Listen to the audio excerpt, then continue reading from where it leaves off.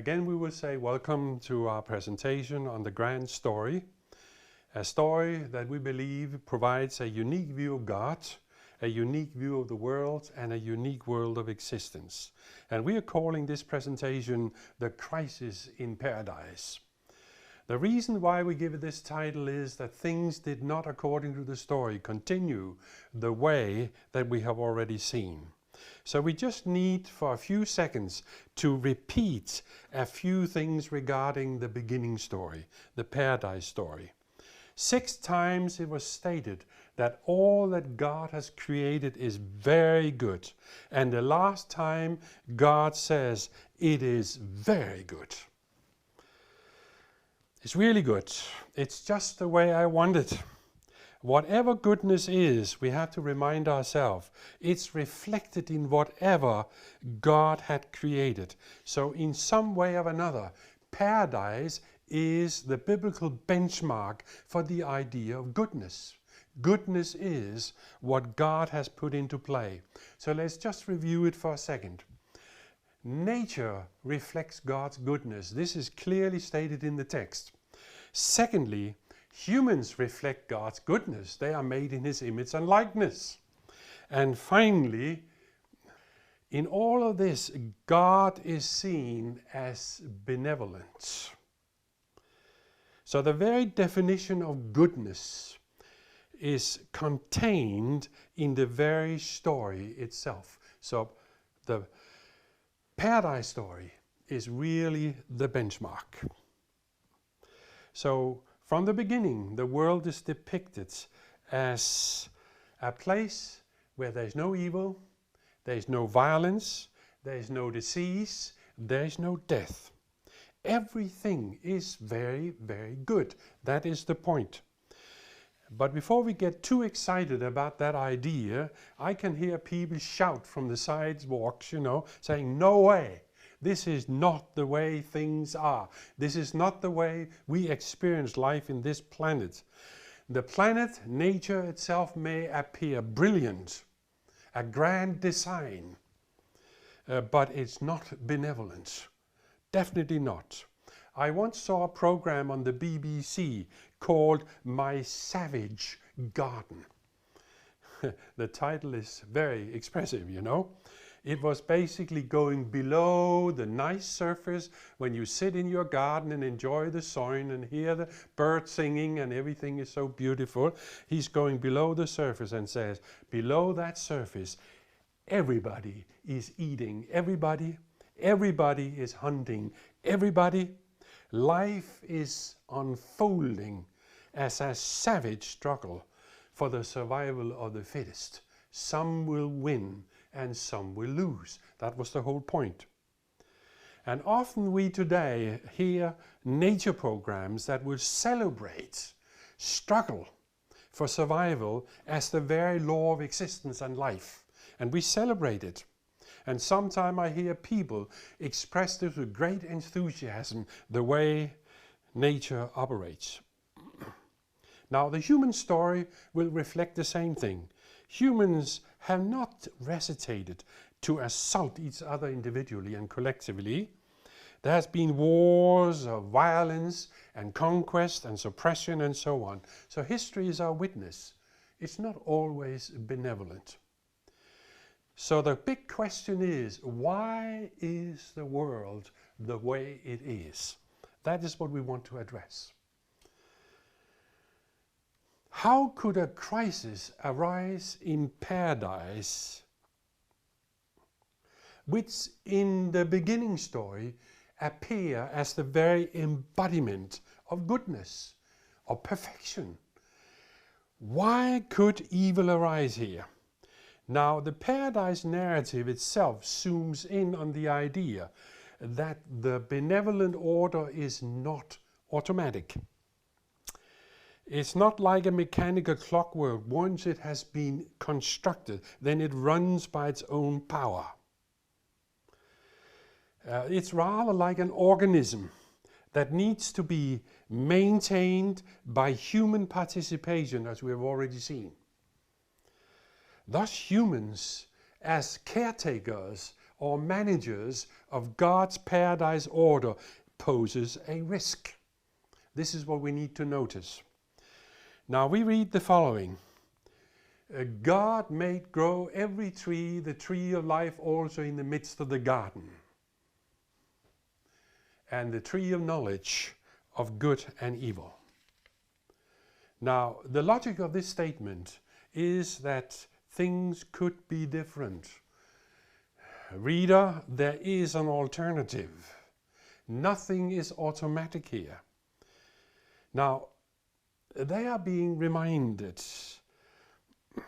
that God is their continual or ultimate life support system. This is what they are being reminded about. Now we need to recall one thing, that is, in a physical order there is always an alternative. In a high-rise building you may choose to go down by the stairs or the lifts or jump off the roof. So the idea that the paradise story itself, the warning in the paradise story itself may make a lot of sense.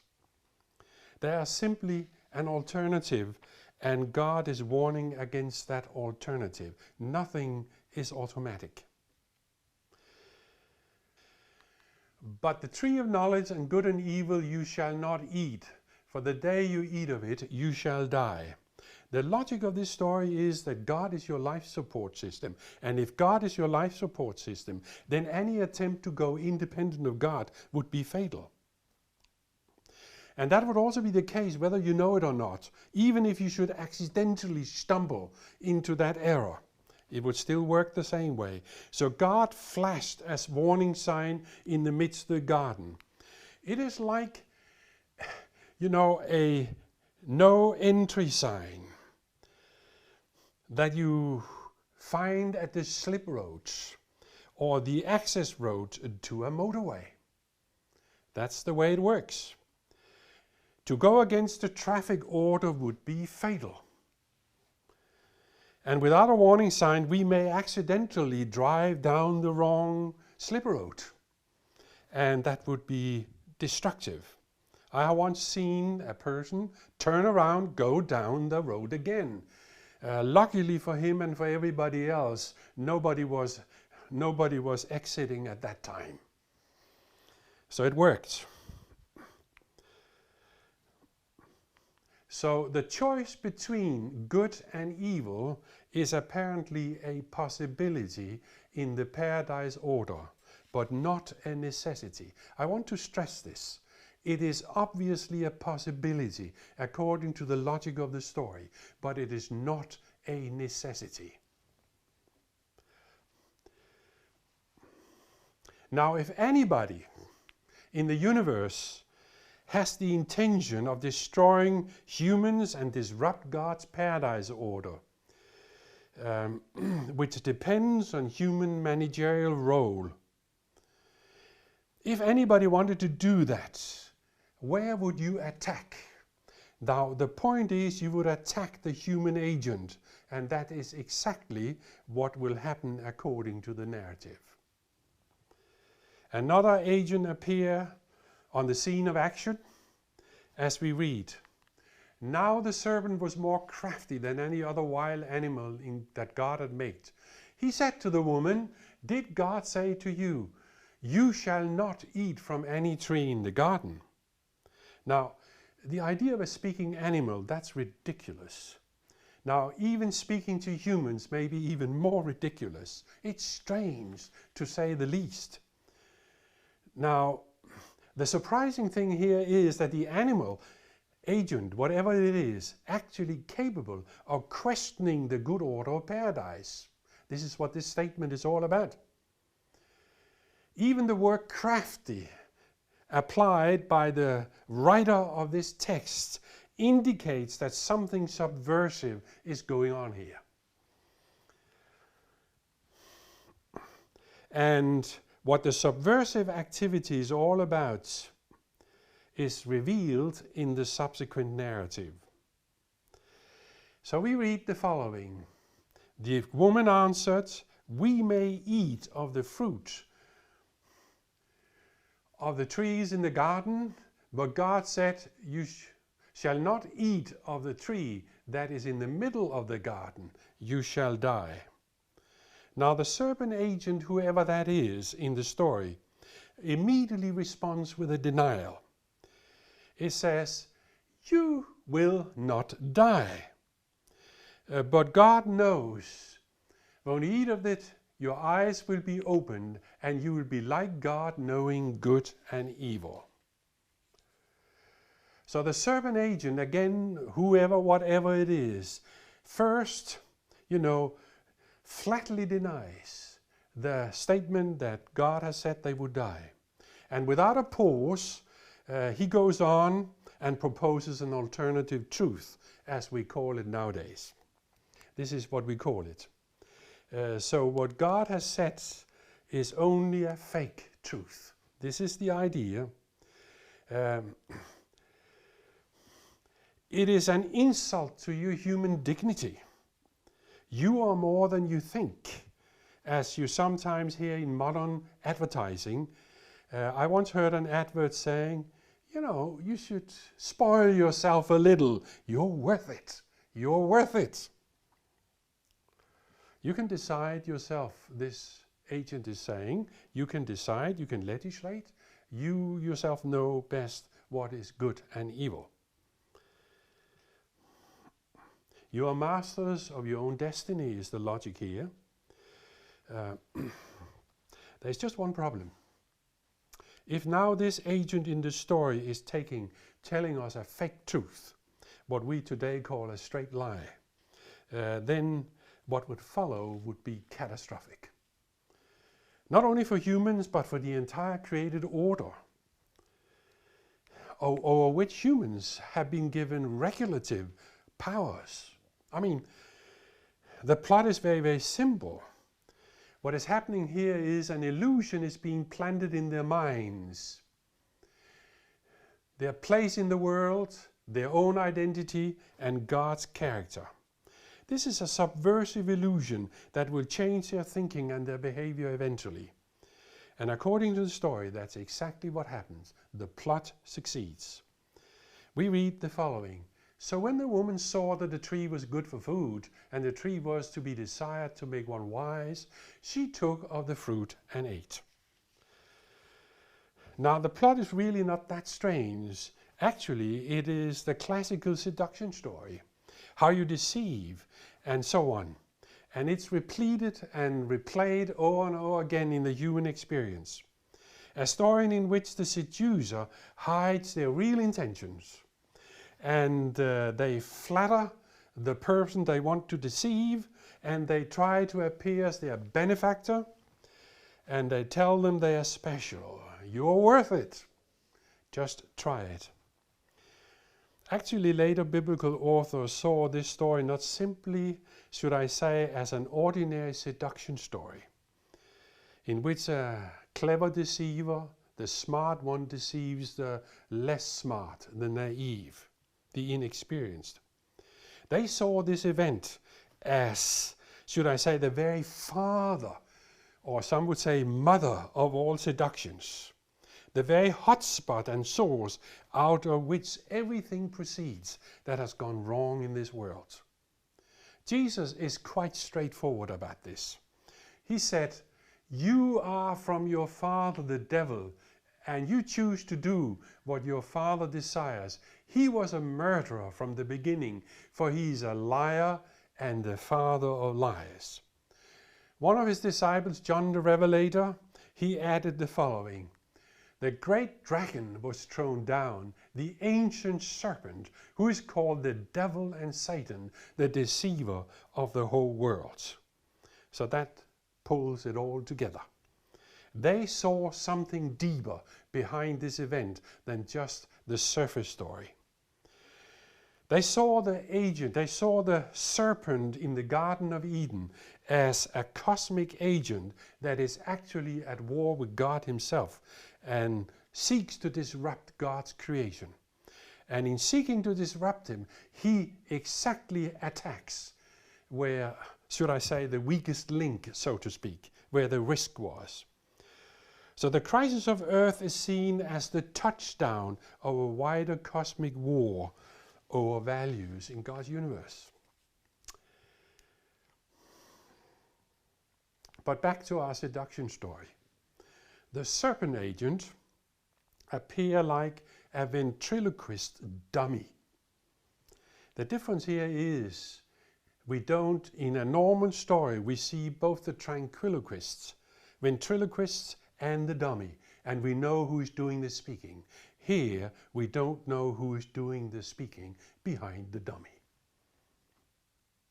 Humans, they listened, they acted, and instead of having experienced an exhilarating experience of being raised to a higher level of consciousness as promised, they experienced the free fall towards the unknown, as we read. Then the eyes of both were opened and they knew they were naked. They experienced a loss, not an elevation or a gain. And I could note here that when humankind seeks to be more than they are, they often end up being less than they are. And that is the theme of this story. So when this happens, God immediately takes action by searching out humans and summoning humans by asking the following. "Where are you?" he said. "I heard the sound of you in the garden, and I was afraid because I was naked. I hid myself." Now the key word here is that they are afraid. What happened here is that humans apparently experience a deep existential fear, or angst as it is sometimes called, in God's presence. Now, so God pushes the issue further by asking the following. "Who told you that you were naked? Have you eaten from the tree of which I commanded you not to eat?" Now follows a confession. And we hear the confession like this. "The woman you gave to be with me, she gave me fruit from the tree, and I ate." God said to the woman, what is this that you have done?" The woman said, "The serpent tricked me, and I ate." Now, what the story exposes is that humans are now in a mood of self-defense. They are experiencing what I call an existential fear in the presence of God. Now, actually their speech sounds more like a defense speech than a confession, because they're now engaged in what we would call a serious blame game. Who is guilty of what? Now, what we would call ourself, our own individual self, is very much in the center of this drama. A new experience, a new state of mind has been unleashed by their choice and action. And this is simply a new experience. They had never before experienced to be afraid or have fear in the presence of God. I call it a deep existential fear in the presence of God. This is what you note. Actually, some later biblical authors, they will say this event as the very cradle or source of all defective human responses to God in His presence. In contrast to the proper human response, which is a deep existential trust in the presence of God. As we shall see later, Abraham is an example of that. It says he believed God and he was considered to be right in his sight. At the first glance, the temptation story that we are reading from seems to be a very trivial seduction story. But the effect is apparently catastrophic due to the larger issues involved, due to the role the humans are given in God's order of creation. So the big question that arises when you read a story like that is, what will God now do? What is His next move? Will He let creation reverse back to point zero as it was in the beginning, a dark, deep void of chaos? Or does He have some kind of emergency plan up his sleeves? This is the question that comes to us. So back to the story. What you hear is that God will immediately take some drastic actions which will radically change the living conditions in the world. His first actions concerns the agent of evil. Notice what he says about that.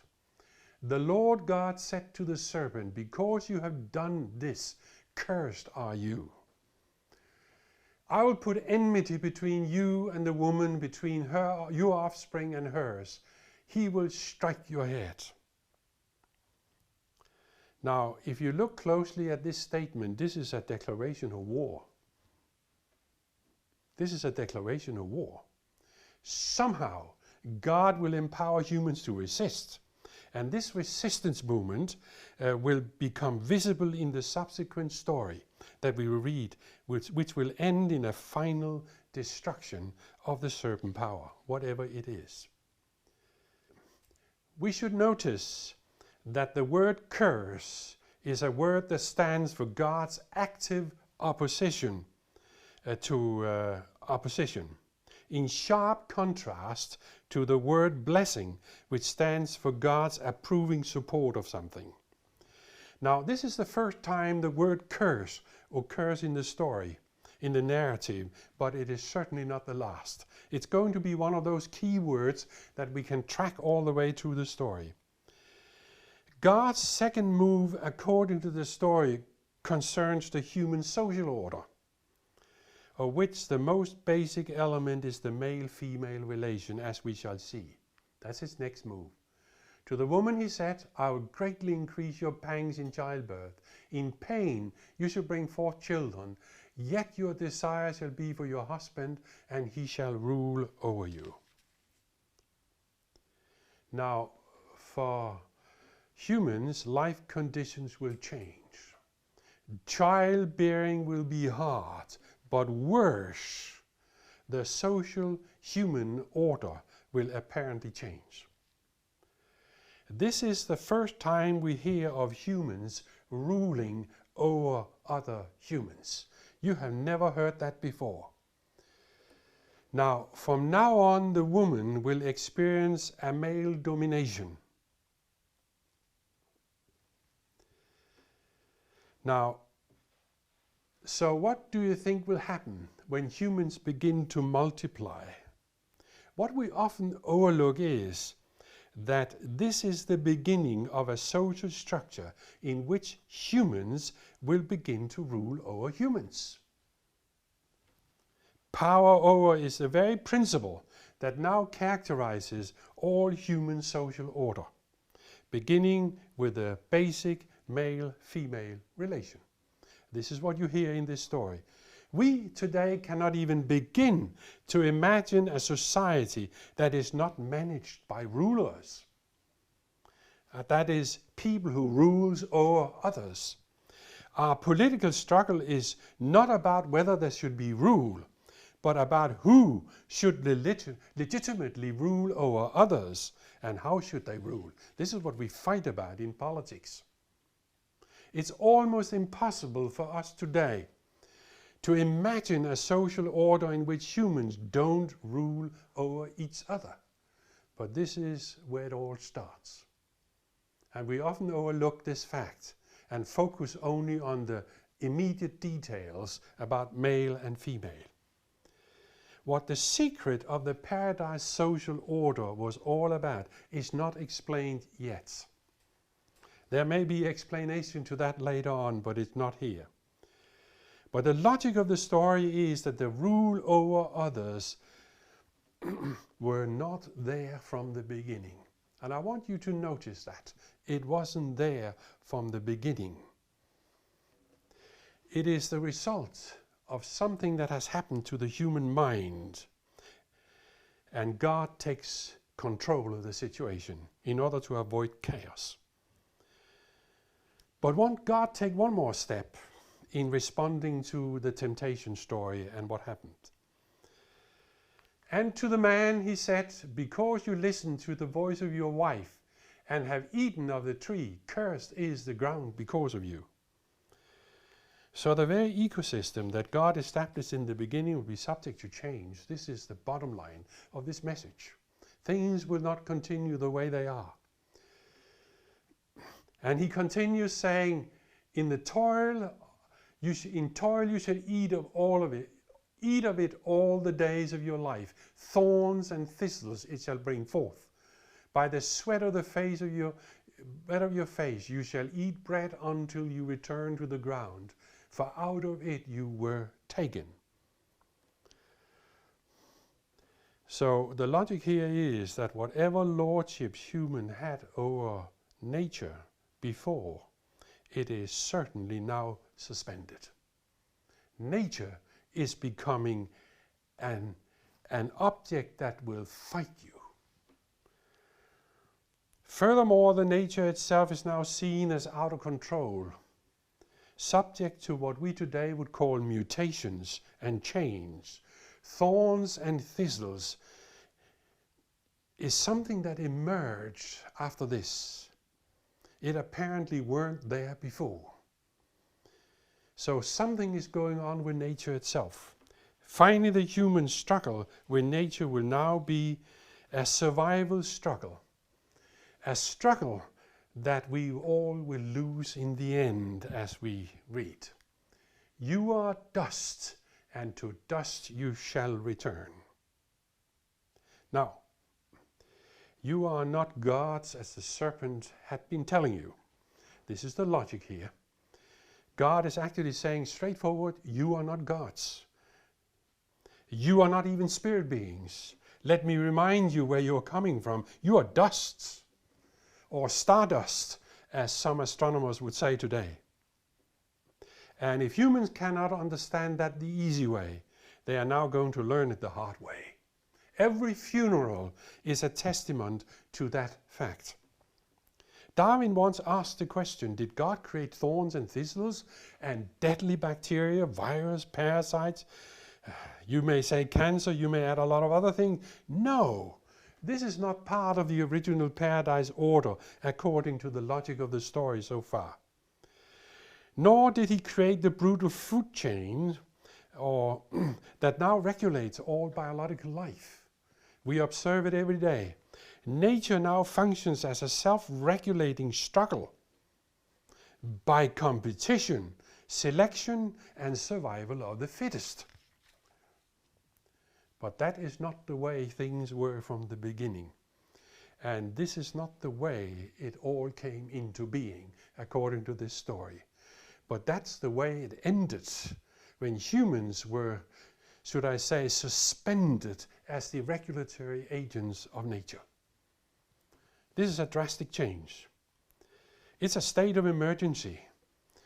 And God is now seen as executing what we would call damage control, turning it into a self-regulating, self-supporting system, whereas humans previously were seen as the regulators and managers of it.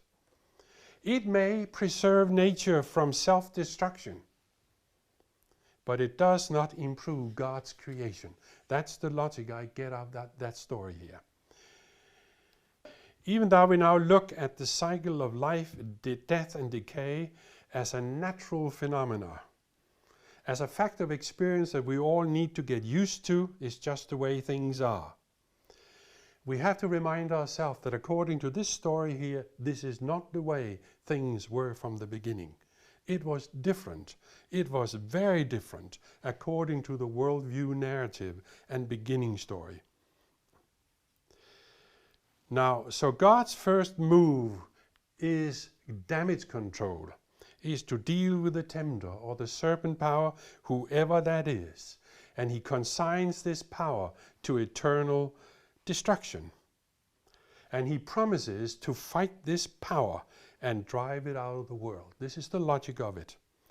So God's second step in managing the human problem of evil is to change the social order, to introduce an emergency type of government, the rule over principle, to maintain some order in human society, beginning with the basic family unit.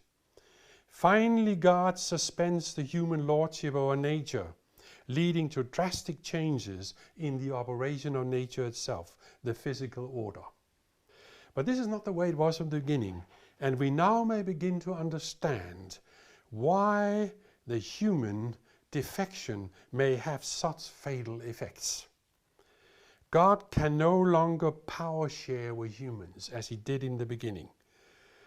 But there may be one more clue to the seriousness of the drama. And the fact is that God's next move is to send humans away from what we call the Garden of Eden, paradise. He drove out the man, we read. At the east of the Garden of Eden he placed a cherubim and a sword flaming and turning to guard the way to the tree of life. Now this sounds very much like a modern science fiction movie with flashing force fields and so on. But here we should note here is the word cherubim. This is the first time it occurs in the biblical story, but it's certainly not the last. It will turn up again in what we call the Israelite sanctuary worship. So what we need to notice here is that it's a kind of celestial being which in this story serves as a guardian to the Garden of Eden or to paradise, or appear at the great exclusions of humans. The cherubim is a celestial being that appear in connection with the great exclusion from paradise, from God's presence. Now, God is still seen as being in the garden, and humans are now seen as outside. They have no access. This is the point of this text. But that's not the way it was from the beginning. Let's remind ourselves again about it. The narrative clearly indicates that humans and God had close connection prior to this within the perimeters of the garden. And God never wanted to be a hidden God or an absent God or anything like that. So humans are now in a deep existential trouble. The simple reason is that we have already seen that communication with God contains the very recipe for the formation of their spiritual life in the likeness and image of God. So according to the narrative, paradise life is now on pause. The great surprise in this narrative is that God does not let the world collapse back into ground zero, but it introduces what I would call an emergency plan, remedial actions or rescue plan, a plan that will be central in the subsequent drama of the biblical story. Therefore, our next presentation will be Surprised by Hope.